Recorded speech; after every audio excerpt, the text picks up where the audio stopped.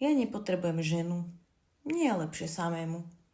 Ja nepotrebujem chlapa. Ja zvládnem všetko sama. A blá, blá, blá.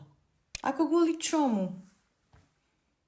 Kvôli tomu, že vám sa už nechce? Kvôli tomu, že ste ako keby vymenili peniaze za lásku? Že reálne máte väčšiu radosť z tých peňazí, z tých blbostí, čo si neustále kupujete, ako z toho, že si večer láhnete pri tú vašu polovičku a pritulíte sa k nej.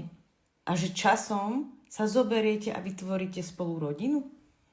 Ako naozaj? Fakt chcete toto vymeniť za Chanel kabelku?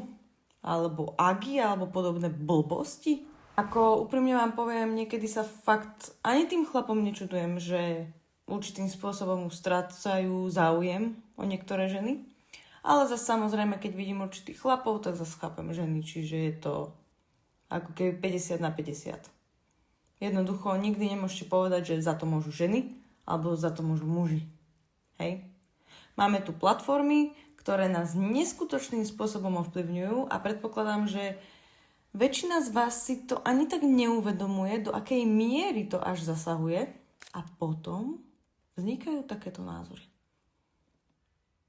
Krásne.